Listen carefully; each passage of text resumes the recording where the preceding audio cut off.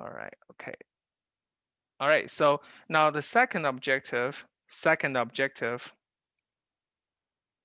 is that we need to know how to analyze it. How to analyze means calculate the stress inside RC beam. Okay, so for those of you who arrived late, I suggest you mute yourself so I don't hear echoes. And of course, if you have anything to say or question, you can just pop up, okay? All right, so these are the two objectives for the lecture today, okay?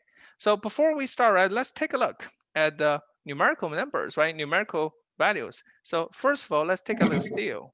Take a look at the steel, right?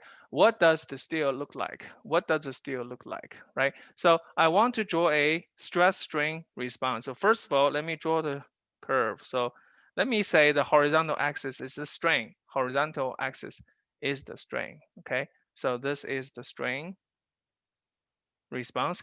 And let's say the vertical axis is the stress. All right.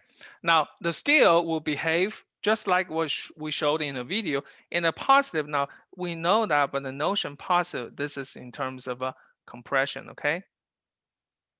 Okay. Now notion in negative here in this case is negative. Sorry, is in tension. Negative sign here is in tension. Okay, just want to get the concept straight. Now, if in compression, you see it still look like a linear behavior first and hit the yield strength, and we call the yield strength in this course Fy. All right, and then you see a horizontal line, meaning that as you keep elongating, the strength of the steel will not increase, And we also call the strain at the yielding point as yield strain epsilon y, epsilon y. Okay. Now, since steel is symmetric, and tension side follow the same slope, identical epsilon y value here, but negative, and then identical value in yield strength, right? And then horizontal line, just like that. Horizontal line, just like that. Okay. Now, there's a slope of this linear response, and we call it Young's modulus of the steel. Young's modulus of the steel. All right. So let's give some definition of it. So Fy, which is the yield strength, right? So before we start doing anything, let's just say Fy is the yield strength, and Fy equal to Young's modulus Es, this number here, multiply the strain at yield, which is epsilon y. Okay, epsilon y. Sorry, let me change the color so this will become part of the text. Okay, so again, Fy equal to Young's modulus epsilon Es and multiplied by yield strength epsilon s. Okay, now for grade 60, steel, roughly, now Young's modulus of steel is 29,000 ksi, and this is almost a constant in our course. Okay, this is almost constant. Remember that. And for a grade 60 steel, the yield strength is about 60 ksi, right? Yield strength is 60 ksi. So now we can easily calculate. The yield strength. Epsilon y will equal to yield strength of y divided by the Young's modulus of Es. Okay, and now that gives us a 60 ksi divided by 29,000 ksi. And this number, again, remember this number, okay, 0.00207. Okay, now that's my 7, okay, 0.00207. And out of all these numbers, right, I want you to remember this number here. Okay, you need to remember this number here, and also need to remember this number here. Okay, so the yield strain 0.00207, 2 zeros after that, okay, and the Young's modulus of steel. Okay, and I also want you to keep in your head that these are the critical features, right? Key critical features, right? So first of all, the steel response in terms of stress strain response is symmetrical, all right? Symmetrical. And now the Young's modulus is 29,000 ksi, which you remember, and the yield strain is 0.00207. And in your head that remember that this is for grade 60, okay? Yield strength for grade 60, okay? Grade 60, okay? So this is the typical behavior of reinforcement steel, all right? And these start items is something you need to remember because you need to use that for your calculation Hey, homeworks, okay? Professor. Yes, sir. Hey, someone's in the waiting room. I think he's in. Yeah, Jane, right? Okay, I think I got her. Thanks. All right, so now that is the steel. That is the steel properties, right? So go back. Let's talk about the concrete. So concrete. Now steel is symmetric, so it's pretty easy, straightforward. Now concrete is a little bit different. So again, let's draw the stress strain response. So first of all, draw the horizontal axis as strain and vertical axis as stress. Okay, and what does the curve look like, right? So let's take a look. In terms of compression, it begins as a linear response, right? Remember from the video? And then as microcracks start to form, you start to see nonlinear response, right? And then you gradually see a peak response, then it drops, then it drops. So it has certain stages, okay? Now, in terms of tensile, it goes with the same slope at the beginning, but it will just go down a little bit to a peak, then to start to break, as that has a tensile behavior. Okay, now let's define them, right? Let's define them. So if I define the peak compressive strength of concrete here, and that is called F prime C, then I will get the peak concrete strain here, epsilon naught, but we don't use that very often. On the other hand, at failure, okay, we do have a critical strain and epsilon Cu, okay? Epsilon Cu, remember this is very important, okay? The failure strain of concrete, all right? And we also have a slope that is, sorry, EC, Young's modulus of concrete, Young's modulus of concrete. And then reversely, if you go to the tensile side, you hit the tensile strength of the concrete, which is FR, modulus of rupture, okay? All right, so these are the parameters we need to familiarize ourselves with in terms of concrete, Now, let's start with the Young's modulus EC here, okay?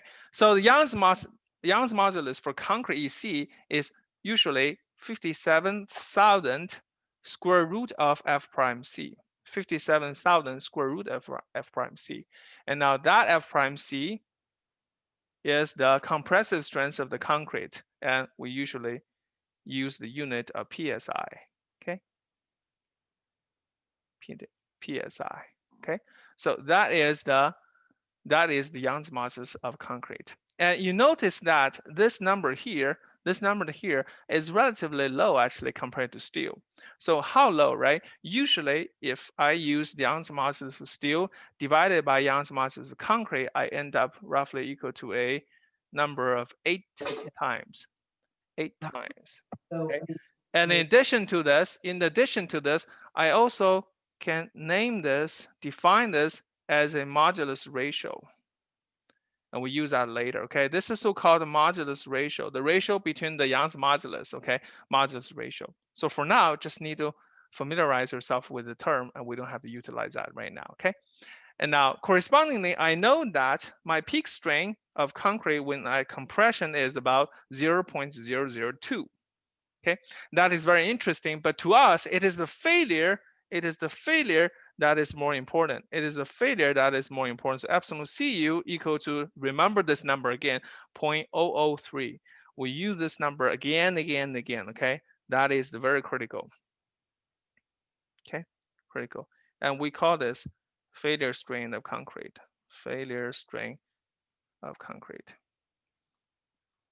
All right. Okay. Now, last thing but not least, what is the tensile strength, right? The modulus of rupture that is equal to 7.5 times of square root of F prime C times square root of F prime C. Okay. And now that is also critical for our operation, right? So need to remember this. All right. Okay. So now we have grasped on the concrete property as well. So to give some comments, first of all, it's unsymmetric. Okay, unsymmetrical.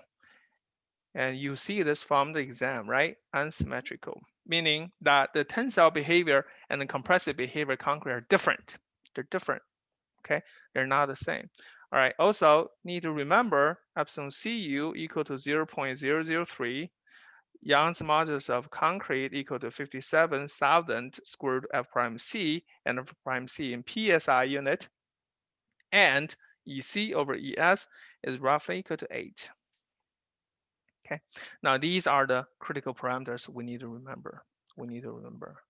Okay, all right, so now that is the concrete property, right? So now we familiarize ourselves with the property of the steel and property of the concrete, right? So how do we proceed? So now let's take a look at the bending of concrete beams. Bending of concrete beams. All right, so recall from mechanics and materials class, if I have a concrete beam per se like this, I have a horrible 3D drawing, but this is what I can master.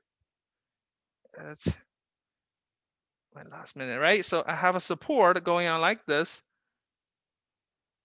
okay? And I have a simply supported, for example, simply supported case. And now let's say I have a line of distribute load,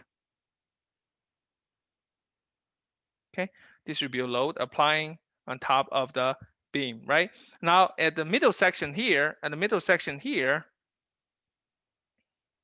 supposed to see a bending moment,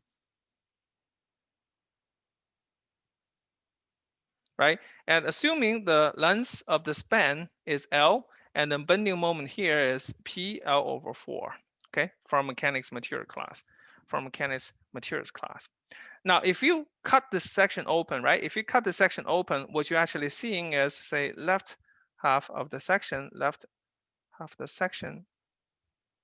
and now this is the support, and I have a bending moment going this way. That is bending moment going like a positive direction. This is what we call a positive direction. And if I see from the section, cross-section view, and I know this is my neutral axis. This is my neutral axis. And if I look at from the side view, and I will see a strain distribution like so, and this is my neutral axis. This is strain. Okay. And then the stress, since it is elastic, assuming it's elastic, assume elastic. Okay, for now, let's assume elastic. And this will be the stress. All right, this will be the stress. Okay, now I want to show you what the stress distribution like for no reinforcement, right? If this is bending a concrete beam without reinforcement, right? Without reinforcement, I'm gonna load it, and what will happen? What will happen is that I will see a compressive stress at the top, and I'll see a tensile stress at the bottom. Since Young's modulus is the same for concrete at early stages, right? Concrete for early state, that means here, somewhere here, right? In this region here, in the elastic region, right? For pure concrete, this beam or this section will fail when the tensile stress reaches to the modulus of rupture Fr. Tensile stress reaches the modulus of rupture Fr. Okay, so at this point, the beam will crack. And it will start from the bottom and all the way propagate through it, and propagate all the way through it. So we call this, right, a cracking moment. Okay, cracking moment. And this is the pure concrete beam without any reinforcement, okay? Without any reinforcement, just plain concrete, okay? Cracking moment. So how do we calculate cracking moment? This is how, right? We calculate cracking moment MCR, and this is called MCR, okay? That using the modulus of rupture, FR, multiplied by the moment of inertia, and use G representing gross, the whole thing, and divided by the distance between the top fiber to the neutral axis. In this case, this is YT here. Okay, this is YT here. All right. Now let's talk about IG, right? What is the gross moment inertia, right? So assuming the section looks like this, and I have a width of the section. Let's give some numbers, shall we? So assume the cross section have a 12-inch of width and 24-inch of height. Okay, so I want to calculate my cracking moment. All right, I want to calculate my cracking moment, but I don't know the modulus rupture, right? So let me say I know the compressive strength of concrete F prime C equal to 4,000 psi. Okay, and this is typical strength you can see from our Jason Rada ready mix plant, right? We order and we got it, right? Usually it's 4,000 psi for our normal concrete use. And now if I bring all this number in, so MCR, before I do MCR, so FR modulus of rupture, I use that equation, that is 7.5, remember from previous lecture, F prime C, square root F prime C. Okay, so this is 7.5. This is square root F prime C, which is 4,000 psi, and I end up with a 7.5 multiplied by a 63.24, and the whole thing is in unit of psi, so I end up with 474 psi. Okay, so that is my modulus rupture. Now with that, I can bring this number back in here and get my cracking moment. So MCR equal to a modulus rupture FR multiplied by the gross moment share of IG and divided by YT. Okay, and again, IG equal to, so let me write this as 474 psi. IG equal to, since the rectangular section, 1 over 12, B, which is 12-inch, and height, the cube, 24-inch cube, right? Let me just list it here. IG equal to 1 over 12 BH cube, okay? And B equal to 12, H equal to 24. And YT, now, since it's elastic and this is neutral axis, so YT is essentially half of the section here. So YT equal to half H. All right, so now that is my moment inertia, and divided by YT, which is half of the height of 12 inches. Right, 12 inches. And by the way, this is my inch, okay? This is my unit inch. Now carry on with this calculation, right? With this calculation, I end up with 474 multiplied by a 13824, okay? Now unit-wise, I have a PSI from this, okay? And I have a inch to the power of 4 from this, okay? And divided by a 12 inch. Okay, now I end up with a 54641 pound inch. Okay, now where does unit come from? PSI is equal to a pound per square inches, right? And I have inch 4, inch at the bottom here, so inch 3, so pound inch. That's where I got this unit. Okay, so this is my cracking moment, and I want to convert that into kips, 1,000 pounds, right? 1,000 pounds per foot. So my MCR equal to a 54641 divided by a 12,000, and this gives me back a kips foot, kips foot, and end up with a number of 45.54 kip foot. Okay, so what does it mean? It means that I can start loading my concrete beam, right? I can start loading my concrete beam till my moment hit, this number, which is 45.54 kip foot, the concrete will crack. The concrete will crack, right? So once the concrete crack, that's pretty much it. Once the concrete cracks, pretty much it, because it is very brittle, and once it loses the section capacities, and you see a sudden failure, and game over, right? The show is over, the capacity is lost. So in terms of pure concrete beams, there's not much to expect. It's a brittle failure, it's dangerous, and we can easily calculate its capacity. That's why we need a reinforcement. So concrete beam, bending of reinforced concrete beam is different. It's quite different. Okay, why? It starts from the distribution of stresses. Now, instead of the compression and tension all come from concrete, if I have beams that have reinforcement in it, this is the beam, same beam as was showing before, and I have a support here, so on and so forth, right? And now, instead of pure concrete, I actually have reinforcement bars in it, right? Reinforcing bars in it. These are red bars, right? And I start breaking it. And once it cracks, right, I will end up with a very strange situation. What a strange situation. So because the section will look like this, the section will look like this. So if I, sorry, let me use back to my blue color.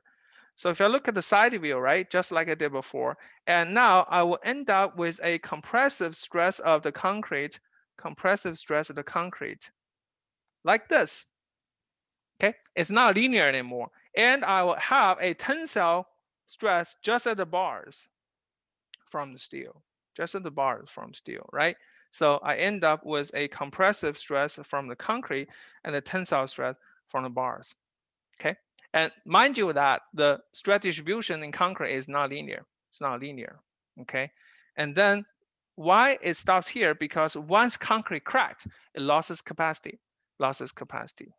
All right. So in this case, inside this or the internal cross section wise, I also have a distance between the compression and the tension, and this distance is called the JD, which is the lever arm. Okay, JD, which is lever arm. All right. So now C is the compression from concrete. Okay, compression from the concrete, and the T is the tension from steel.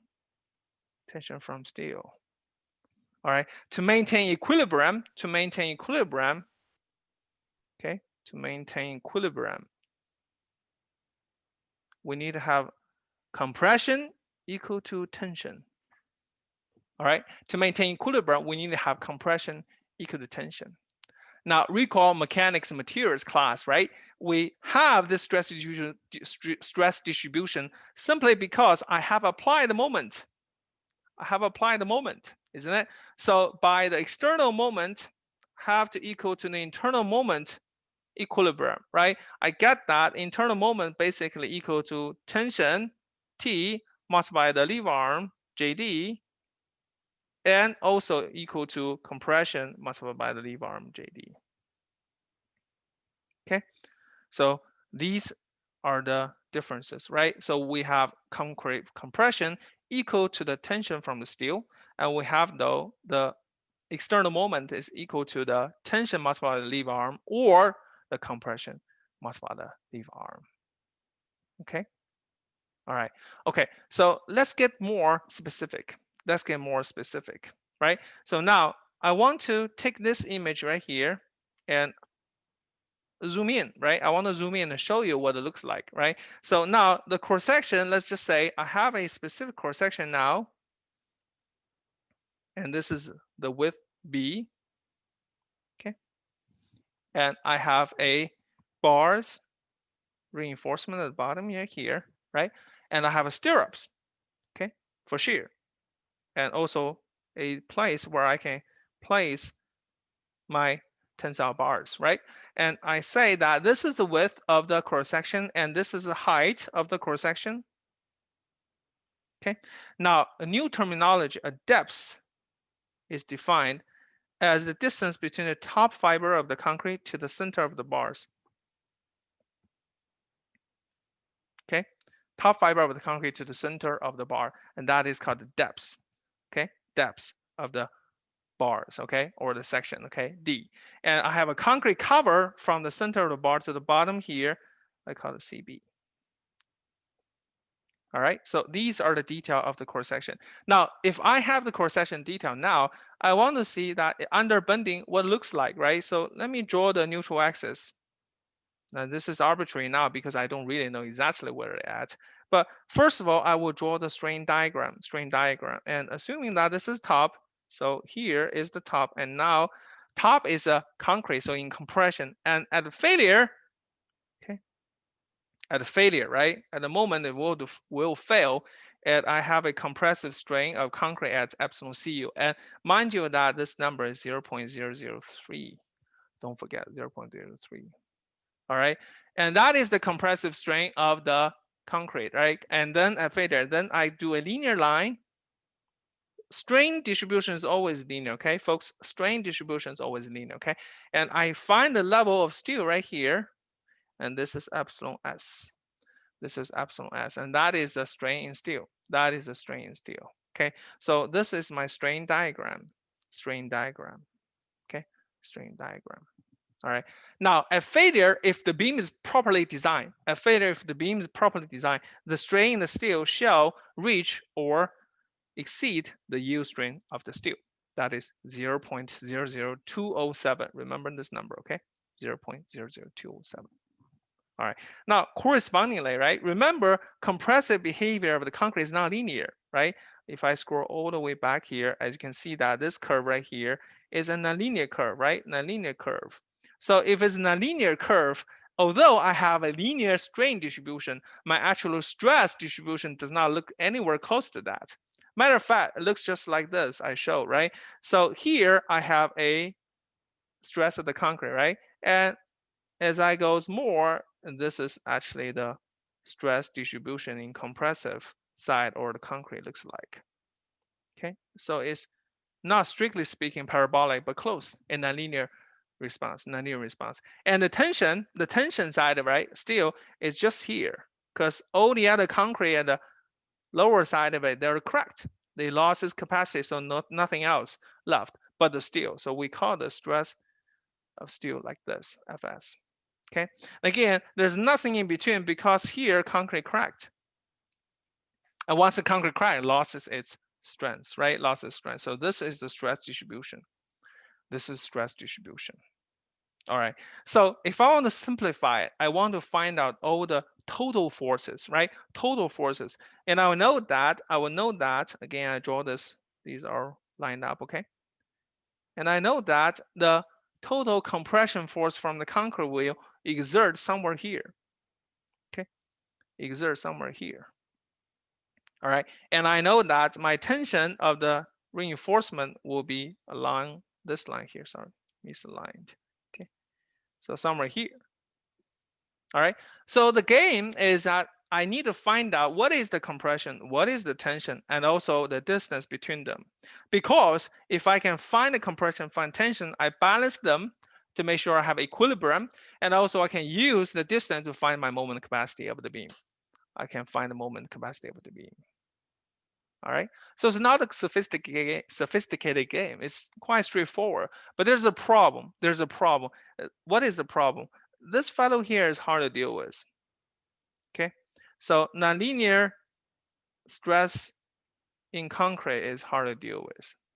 It's a problem. Okay.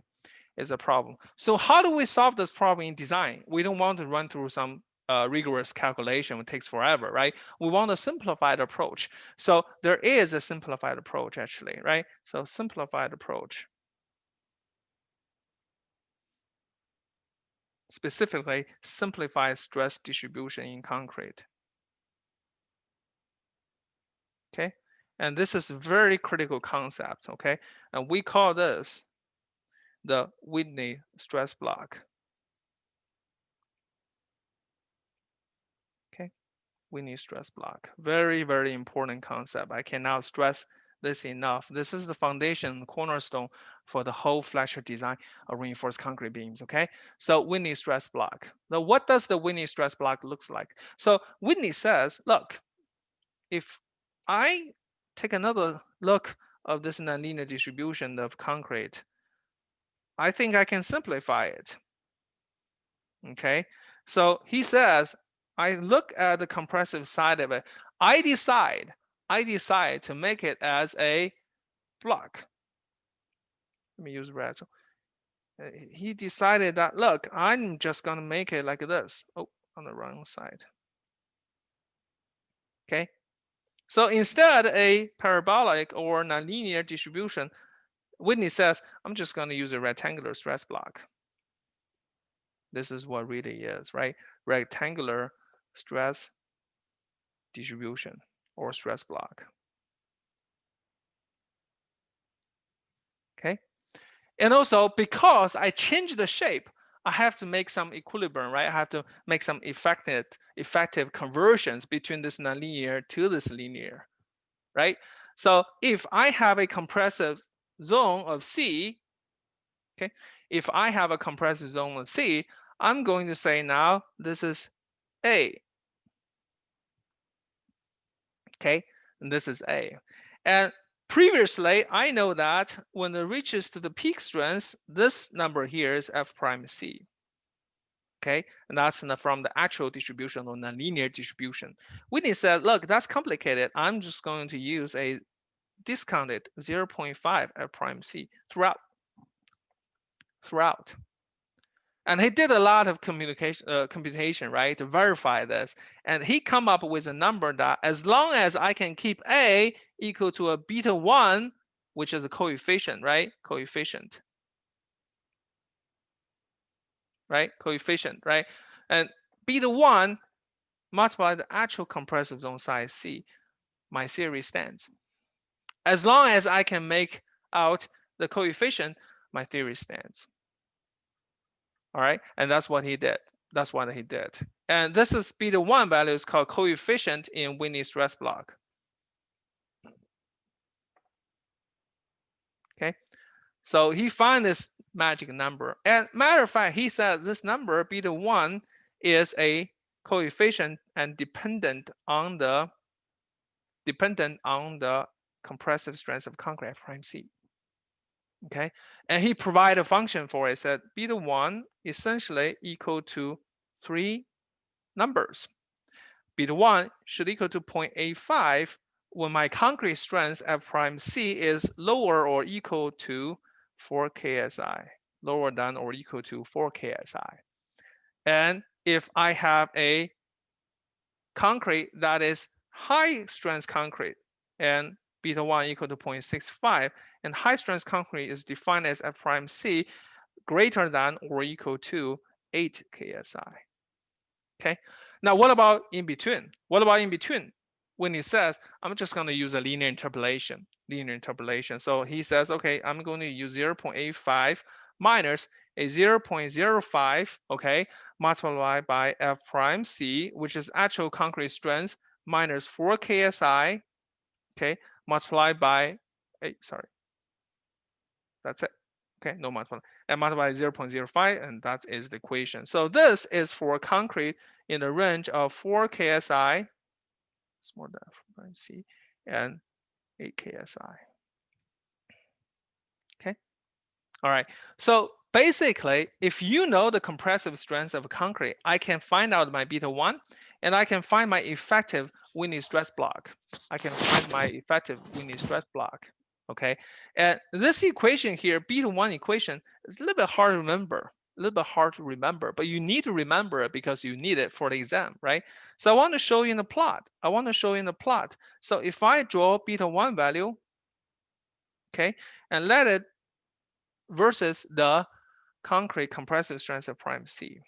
What you're actually seeing here is that should be in blue, but anyway, let me continue the rest. Sorry about that. If beta 1 is 0.85 when F prime C is smaller or equal than 4 ksi, so I can put a 4 ksi mark here. I can put 8 ksi mark here. So if it's smaller than 4 ksi, I have 0.85 for beta 1. Now, if it's 8 ksi and above, this is 0.65. In the range in between, I just need to simply connect them. Okay, simply connect them in straight line. Okay, so that is actually how you calculate the beta 1. And if someone of you curious, what about the slope here? The slope is 0.05. Okay, 0.05. So you can simply calculate the beta 1 given F prime C. All right. Okay. So this is the stress block by Whitney, right? This is stress block by Whitney, right? Very interesting, right? So I convert my nonlinear stress from this crazy parabolic and nonlinear shape into this rectangular shape. It looks neat, right? Looks neat. But what's the usage? What's the point? Right? The point is very important because now I can claim my total compression of the concrete is sitting right here in the middle of the block, okay, and sitting half a distance away from top fiber of my concrete, okay, so I can locate my compression force easily now. And on top of it, I also know that this CC, which is the concrete compression, equal to 0.85 at prime C, 0.85 oh, sorry, F prime C, which is this value here, multiplied by the area. What is the area? That is A, okay, which is length. And there's another dimension we haven't mentioned. Remember, this is all the section, right? The section. So it's actually 3D view. So if I have a stress block look like this, okay, it's actually 3D view, right? So not only you have section, you also have width, okay? Width, right? So this is A, B.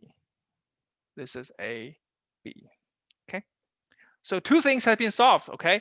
The greatest achievement by winning stress block. One, I can locate my compression force.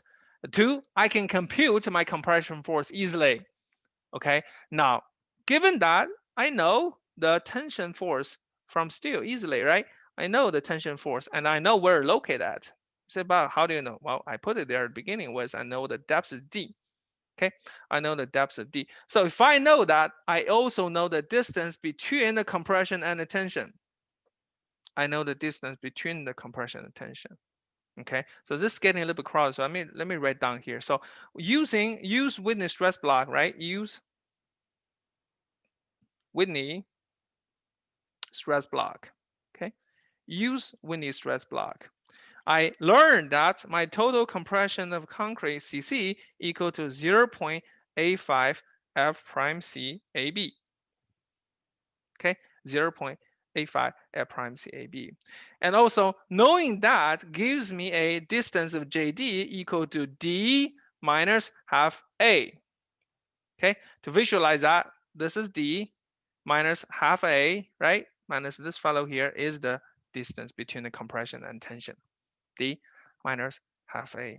Okay. Where Not did the only B that, where did the B sir, come from? the B is the width and this is Y because it's a 3D Okay, view, right? We're thank you. showing on the side and that's the width. Great. Thanks. Good question, by the way. And now that is the compression and the distance. But another important piece of the puzzle, right? Another important piece of puzzle. We said now the tension of the steel has to be area of the steel because, okay, at failure, we always assume the steel yield. So at failure, it's very important, okay? At failure, assume Fs equal to Fy, meaning stress and steel yielded, okay? And I know this number, for example, is a grade 60, this is 60 KSI. So in a sense, I know the tension already. And now the most important thing, like I keep saying of the puzzle is that this now tension has to equal to compression CC, has to equal to compression CC. So how does that help us, right? How does that help us?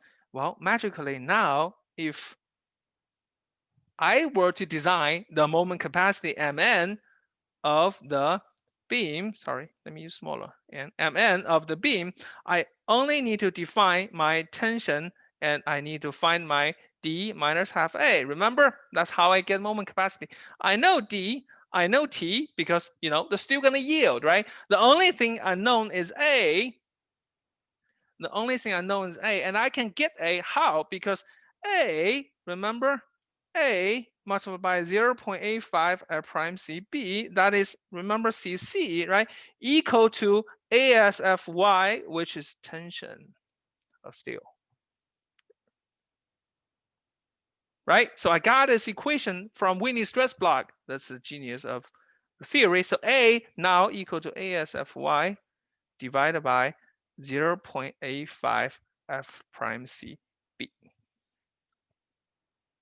Okay, all right. So if I have this, right, if I have this, I can then use A to compute my nominal moment capacity Mn, nominal moment capacity Mn. But if I do this, don't forget, right, this whole thing was done under two assumptions, right? Two assumptions, right? One is the Whitney stress block. The other is that the steel has the yield. The other one is that steel has the yield, right?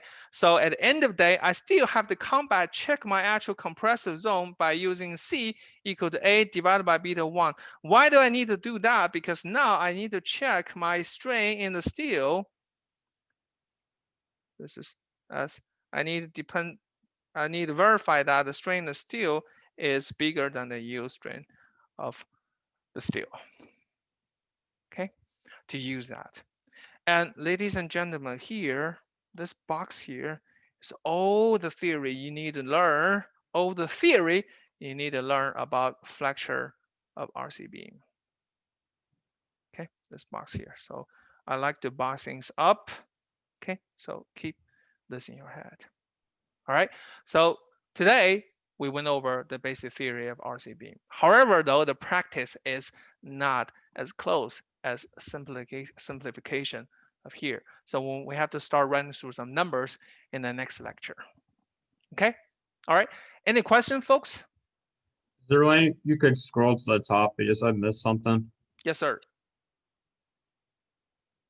Top enough? Do I need to go back more? Could you? Is there any way you could keep scrolling up Yes. Here towards the start? at the beginning. Yeah. Oh, okay. So you will find them from the file folder on Canvas if you missed the beginning Okay. portion of it. Okay. I upload them all, so you should be able to see them all, the past notes as well. Okay. Okay. Yeah. Thank you. No I have problem. a question. Where Yes, where sir. can we find all the recorded lectures? Because I had trouble finding that. Recorded lectures as on YouTube channel. And if you go to the Canvas file folder, there's a one file says YouTube link in the Word file. Open it up. It has a link to it, and you can link to my channel. You can find the latest lectures. Okay. Yeah. Yeah, because And I break it, right? And that breaking point, okay? Yes, sir. Okay. Anything else? I went on to get the ACI manual as a student, and it said I'm too old. Oh, shoot. Can you forward that email to me? Let me figure out what's going on. It's not really directly in an email. It just showed me on the website after I entered in all my data. Ah, okay. Can you contact administration? That there's a contact service from that website and CC me on it, or just describe them that this is from the class and I'm the instructor, and copy my email to it? Yeah, I'll do that. No problem. Thanks. Thank you. Yeah. Anything else, guys? All right. Okay. Well, I think today this is it. Please take a look at your homework number 1. Okay, and come back to me with question tomorrow, Tuesday, 2 o'clock. We'll use the same Zoom link. All right. If there's nothing else, you're welcome to stay. I'm gonna stop the lecture.